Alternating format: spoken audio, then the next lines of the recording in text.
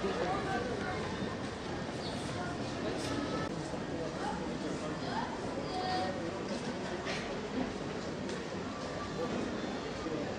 tazedir ha. Allah razı olsun. Valla. Merhaba senin.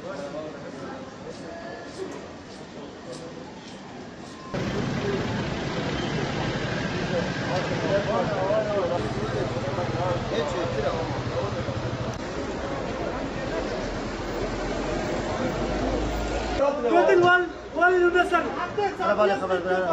قتل والد ونسل bırakalım. Biz insan değiliz ya. Arkadaş bu katil atak. Kaptan da böyle bir atak. Bunlar her şey var.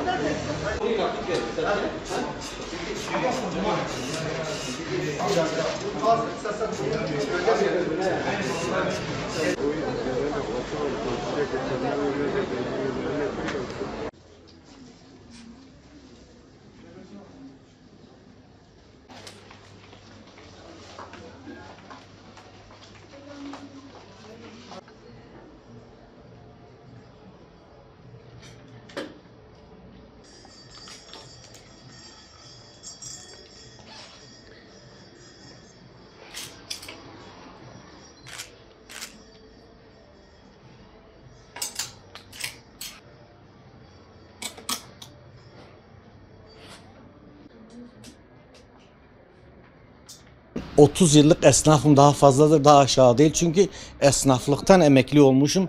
İlk defa bu dönem elektrik rakamları canımızı yakmaya başladı. Yani gelen masraflar. Şu anda elimdeki fatura 998 lira. Bu bir aylık elektrik gideri. Ben kendi iş yerimde beyaz eşyacıyım. Sattığım mal klimadır. Sırf tasarrufu sağlayabilmek için kendi dükkanımda klima kullanmıyorum. Gene buna karşılık ödediğim elektrik parası 1 milyar lira para. Yani çoğu esnaf ödediği dükkan kirası ve elektrik masrafı birbirinin zıttı. Yani adam 1,5 milyar kira ödüyor, 1 milyar elektrik geliyor. Eskiden bir propaganda vardı, kara bir propaganda. İşte kaçak elektrik vardır. Şu anda ben beyaz eşya sattığım için konuya vakıfım. Eskiden sattığımız klimalar çalışmazdı, düşük elektrik. Sebebi nedir? Kaçak elektrik anlamına getirirdiler. Şu anda kaçak elektrik yok, %10 bile yoktur. Bu ne getirmeliydi bize? Bize indirim getirmeliydi. Çünkü artık paranın hepsi toplanıyor. Eskiden diyelim 100 üzerinden paranın 50'si toplanabiliyor iken şu anda 99'u toplanabiliyor. Bu bize indirim getirmeli iken şu anda bize daha fazla masraf çıkardı. Yani benim aylık giderim bir dükkanda elektrik 200-250 lirayken şu anda 1 milyar. Giderler elektrik yüzünden artık canımızı yakıyor. Bu konunun ilgililer tarafından bilinmesini istiyoruz. Ülke genelinde bu pandemi sorunu olduğu gibi bizim Batman'da da ve bölgemizde de bu pandemiden esnaf olarak çok ciddi bir şekilde etkilendik. Bu etkilenmemizin yanı sıra bizim daha önce 2000 lira, 2200 lira ödediğimiz elektrik faturaları şu anda 5500 civarında bir elektrik faturasıyla karşı karşıya geldik. Ve biz bu elektrik faturası zamanında gününde ödemediğimizde direktmen merkezden elektriğimizi kesiyorlar. Zaten biz zor dönem geçiriyoruz. Zaten iş yok, pandemidir, gelen müşterimiz yok ve akşama kadar biz burada oturuyoruz. Bize bir destek yapılmıyor ama buna rağmen TEDAŞ %15'lik zam yapıyoruz diyorlar fakat elektriğimiz %100 geliyor. %100 artışla geliyor. Bu nasıl bir artıştır? Devletin buna bir çözüm bulmasını, bir denetim yapılmasını, bize sahip çıkmasını istiyoruz. Biz bu şekilde zaten zarar ediyoruz. Üstüne de bu elektrik faturaları yüksek gelince çok ciddi bir şekilde mağdur oluyoruz. Bize bunun denetlemesini, bize yardımcı olunmasını, faturalarımızın tekrar gözden geçirilmesini istiyoruz. Zaten bölgemiz barajlarla doludur. Elektrik faturalarımız neden Batı ile aynı fiyata tutuluyor ki? Hem biz doğu bölgesiyiz, hem elektrik hem barajlarımız çok. Bunun yanı sıra da elektriğimize gelen zam çok daha yüksek. %100 zamla geliyor.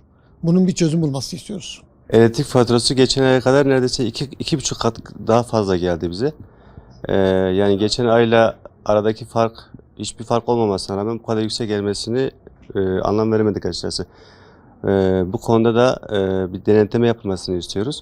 Esnaf olarak sıkıntılı bir dönemden geçiyoruz. Bir de üstüne bu tür elektrik faturalarıyla karşılaştığımız zaman hakikaten daha çok kendimizi kötü hissediyoruz.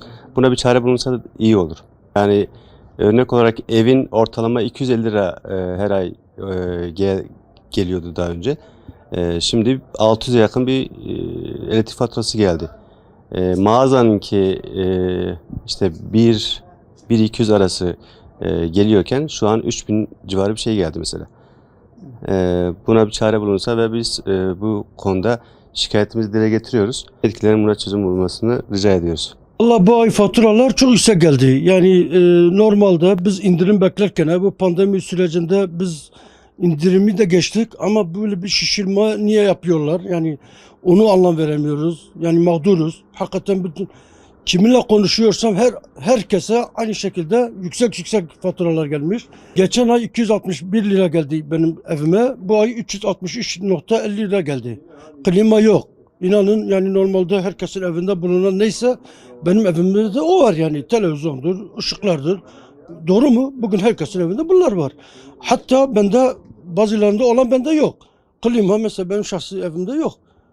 Bugüne kadar da olmadı. Şimdi klimasız böyle geliyorsa Allah yardım etsin klima kullananlara.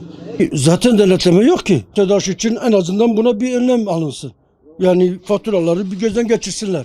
Gelecek faturalara sessiz kalırsa gelecek ay bu 363 olacak 663 lira. Budur yani ben böyle görüyorum. Çünkü serbest. İstediğini oynatıyor yapıyor yani. Olay bu.